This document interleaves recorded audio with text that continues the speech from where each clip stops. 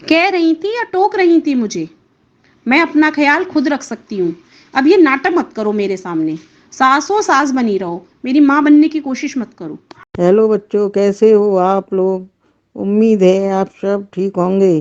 तो चलिए आज की कहानी शुरू करते हैं। तो कहानी कुछ इस प्रकार है कि ये कहानी एक ऐसी बहू की है जिसका व्यवहार अपनी सास के लिए बिल्कुल भी अच्छा नहीं था। अभी 6 महीने पहले ही विमला ने अपने बेटे की शादी की थी। बेटा, तुम कहाँ जा रही हो? कुछ ज़रूरी काम है क्या? मैं कहीं भी जाऊँ तुमको इससे क्या है? हमेशा टोक देती हो। नहीं बेटा, मैं तो बस कह रही थी धूप ज़्यादा है, पानी साथ में ले जाओ। कह रही थी या टोक रही थी मुझे? मैं अपना ख्याल खुद रख सकती हूँ। अब ये नाटक मत करो मेरे सामने। सास हो सास बनी रहो, मेरी माँ बनने की कोशिश मत करो। जी हाँ, प्रिया बहुत बदतमीज थी। वह अपनी सास से अच्छा व्यवहार नहीं करती थी, लेकिन विमला कभी कुछ नहीं कहती थी क्योंकि वो उसे बेटी की तरह मानती थी। आगे की कहानी शुरू करने से पहले अगर आप हमारे चैनल पे नए हैं तो प्लीज़ इसे सब्सक्राइब कर लीजिए क्योंकि आपका एक सब्सक्राइब हमारे लिए बहुत ज़रूरी है। और वीडियो पसंद आए तो इसे लाइक ज़रूर करिएगा। पता नहीं प्रिया कब तक आएगी, मैं खाना बनाकर रख देती हूँ। विमला जल्दी जल्दी सारा खाना बना करके रख देती है। हे भगवान, आज तो मैं बहुत थक गई हूँ और अब खाना भी बनाना पड़ेगा। नहीं बेटा, मैंने खाना बना दिया, तुम जाकर आराम कर लो। खाना बना हुआ है ये सुनकर प्रिया को बहुत राहत मिलती है, लेकिन इसके बदले में वो अपनी सास को एक भी शब्द अच्छा नहीं कहती है, बल्कि उसे सुनाती है और कहती है कि हाँ, तो कोई एहसान नहीं किया मुझ पे, एक दिन खाना बना दिया तो। एक दिन खाना बनाया वो भी सुना रही हो। नहीं बेटा, ऐसी बात नहीं है, मैं तो बस।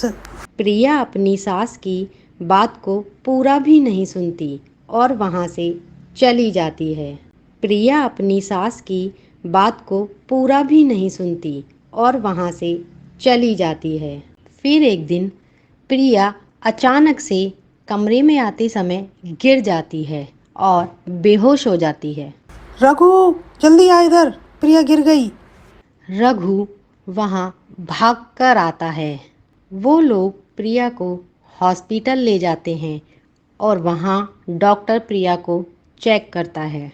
परेशानी की कोई बात नहीं, कमजोरी की वजह से गिर गई थी।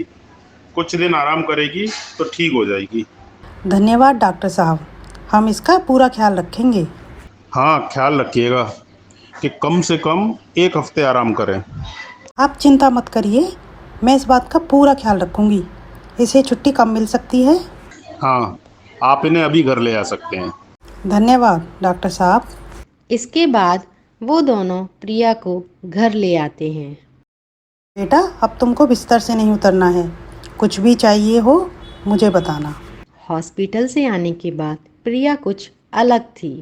अब वह कुछ नहीं कह रही थी, बस खामोशी के साथ अपनी सास की बातें सुन रही थी और कुछ बुरा भला भी नहीं कह रही थी। विमला वहाँ से चली जाती है। विमला अपनी बहू का बेटे की तरह ख्याल रख रही थी। वो जो कह रही थी वह उसे ला कर दे देती।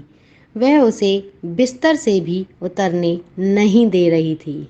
मैंने कभी इनको अपनी माँ नहीं माना, लेकिन ये मेरी ऐसी सेवा करने में लगी हैं जैसे मैं इनकी बेटी हूँ।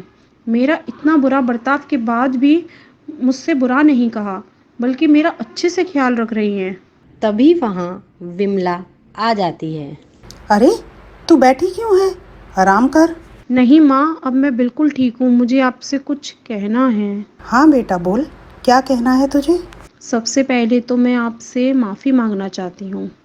मैंने आपके साथ इतना सारा दुर्व्यवहार किया, फिर भी आपने एक बेटी की तरह मेरा ख्याल रखा। अरे बेटा, तूने मुझे आज माँ कहकर पुकारा, मुझे तो उसी में शांति मिल गई। और तू मेरी बेटी है, इसलिए मैंने तेरा ख्याल रखा, तो इसमें क्या है, अपने ही अपनों के काम आते हैं ना। माँ, लोग सही कहते हैं, माँ का दिल बहुत बड़ा होता है।